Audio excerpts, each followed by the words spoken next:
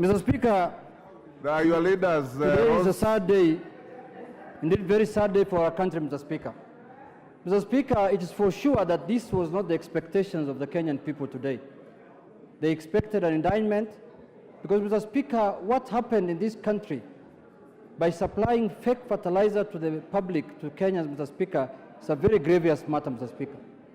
And for us to exonerate a cabinet minister who presided over that, Mr. Speaker, is also a very, very sad thing, Mr. Speaker. Mr. Speaker, we have won the battle, but we have lost the war. Why do I say so? Since the inception, Mr. Speaker, of the new constitution, this is the first time an impeachment of a cabinet minister went through the second stage. After collection of the signature, approval of the speaker, and then it went through the House and went to the committee. I remember in the earlier two parliaments, Mr. Speaker, it never used to go past the tabling of the motion, Mr. Speaker. So we have made a progress, and I want to thank Honorable Wamboka, who remains a hero, Mr. Speaker, in this country, for taking the initiative to save the Kenyan farmers, Mr. Speaker.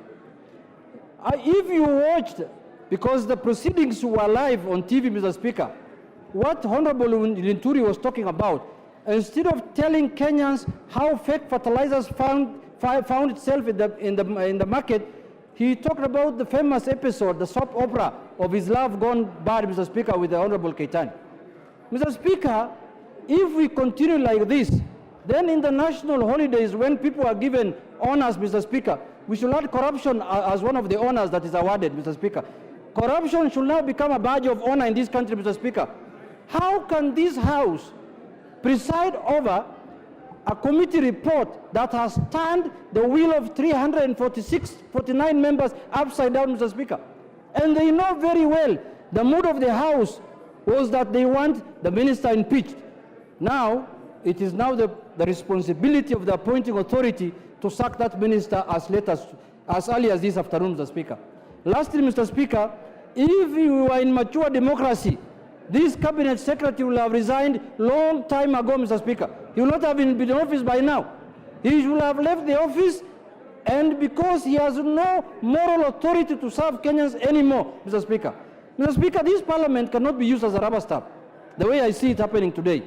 If the fake fertilizer thing has gone the way it is going today, then fake medicine will go through, fake water will go through, fake everything will go through in this country, and the people who are going to suffer in this country, Mr. Speaker, is the Kenyan people, Mr. Speaker.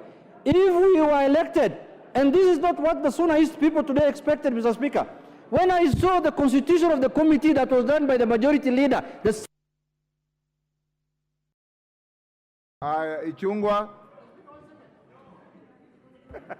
give him 2 seconds. Mr. Speaker, when I saw the constitution of the committee that was done by the majority leader, the 7 members from his side, I knew this is an exercise in futility. I knew the matter is dead on arrival. I could see the faces there. I know them. I have been in this corridor. I have been in this parliament long enough. I have operated in this corridor of this parliament. I knew this fait accompli. No report, nothing useful will come out of the committee. Thank you very much. I submit to the Speaker. Kimani Ichungwa.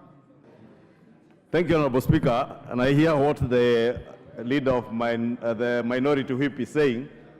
And it is true, Honorable Speaker, that if you have been here long enough, like the Honorable Junet Mohamed, and many others, including Robert Mbui, who was a member of this select committee, you would know then that impeachment of a cabinet secretary is not a matter that you vote and make a decision based on emotions. It's also not a matter that you decide based on whether you like somebody or you dislike them, or whether they answer your calls or reply to your texts. It is a matter that is based on the law. Honorable Speaker, the preliminary objections you had from the Honorable Otiende Amolo and the leader of minority speaks volumes to the issues that I was speaking to here last week. That one, we sought to impeach a cabinet secretary without duly considering the provisions of Article 152 of our Constitution, and especially so Article 152(7), and our standing orders from Standing Order 64 to 68. Honorable Speaker, you remember me advising the Honorable, the sponsor of the motion, the Honorable Wamboka, that if I were him, I would have been patient to allow conclusion, a logical conclusion of the inquiry by a committee of this House under the leadership of Honorable Mutunga, the Committee on Agriculture, that I would have been patient to allow investigative agencies to investigate and see if there's culpability on either the Cabinet Secretary or any other public officer before proposing an impeachment motion. Honorable Speaker, this report, as you said, it is good for academics. And it is important that all the 349 members of this House read that report so that they understand that impeaching a Cabinet Secretary can never be anchored on our feelings, our emotions, and whether we like somebody or dislike them. That we must ensure any time you want to impeach a Cabinet Secretary or a public official, it is based on what is provided for in law.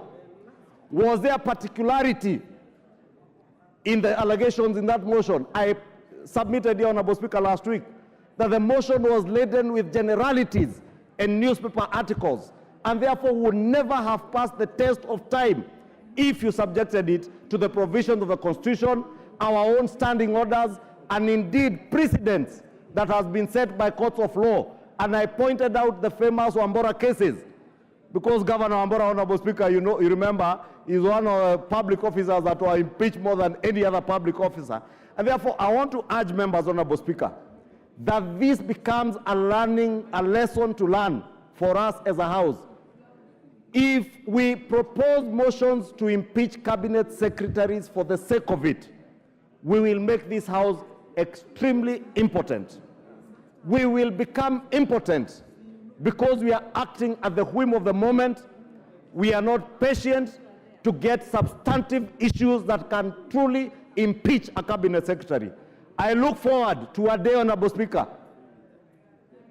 that under the provision of our 2010 Constitution, we will offer meaningful oversight over Cabinet Secretaries, that we shall take our work seriously as a House, and we make sure, Honorable Speaker, that if we do an inquiry like we were doing, Honorable Speaker, we base all our deliberations on facts and not emotions, Honorable Speaker. I hope, Honorable Speaker, that this report, when we read, we will be able to internalize the reasons as to why those who say that all the allegations are not substantiated, the reasons and the reasoning behind it. Honorable Speaker, I know there are those who have expressed their minority opinion. And Honorable Speaker, I had a brief look at that report, and it is all based again on emotions and what they want to say are perceptions. Honorable Speaker, the drafters of our Constitution, including the Honorable Otiende Amolo, who drafted this Constitution, should have then considered putting either under our values the question of perceptions, our national values, or probably part of the reasons under Article 152 of our Constitution as to why you would impeach a Cabinet Secretary, then you should have included perceptions. But our laws, our Constitution, our standing orders do not offer us an opportunity to impeach a Cabinet Secretary or any other public officer on the basis of perceptions. You may perceive somebody as dislikable, Honorable Speaker. You may perceive somebody as arrogant or as corrupt, but that is not provided for in the Constitution and in our laws. We are the lawmakers.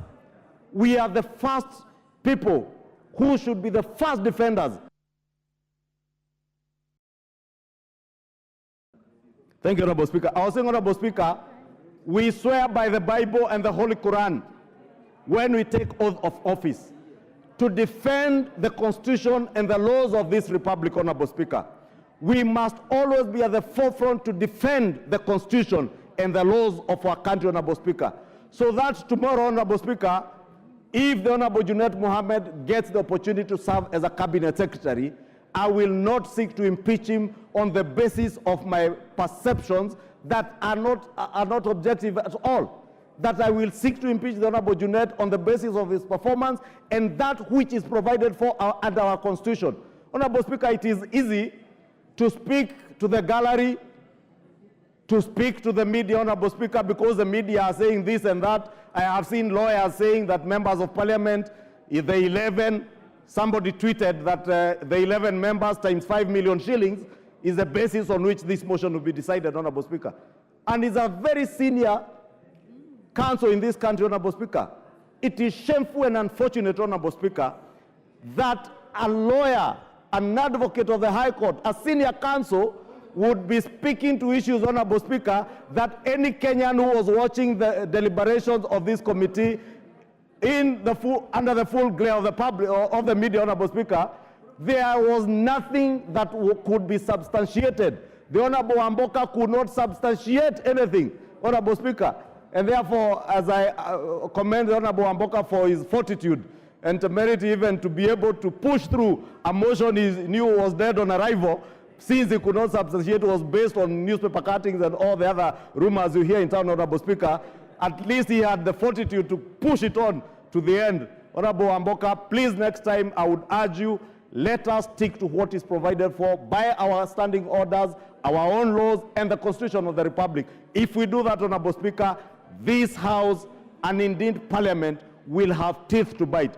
Otherwise, if we abuse the provisions of our Constitution to just collect signatures and sign signatures and push, Honorable Speaker, in an attempt maybe to blackmail or intimidate cabinet secretaries, we shall be rendering this House impotent, and that will be the end of Parliament, Honorable Speaker. I pray to God and urge members that next time we want to impeach a cabinet secretary, Yes, let it Ocheng. be based on the law, the Constitution. Order, Majority Leader. Yes, Ocheng, what's the point of order? Mr. Speaker, I've been listening here to What's the point of order? Mr. Speaker, is it in order for the Majority Leader to keep on referring to Honorable Wamboka as if he made a mistake to bring this particular motion? Because all through his speech, that was insinuating that it was a mistake for Honorable Wamboka bring this motion, Mr. Speaker. Is it in order that he does that? First, I didn't understand it that way, and secondly, Honorable Wamboka made no mistake in exercising his right. Yes. And that's what Ichungwa said. All he said is that exercise much more care and bring more tangible evidence. That's what I heard him say. Yes. Order, Honorable Member.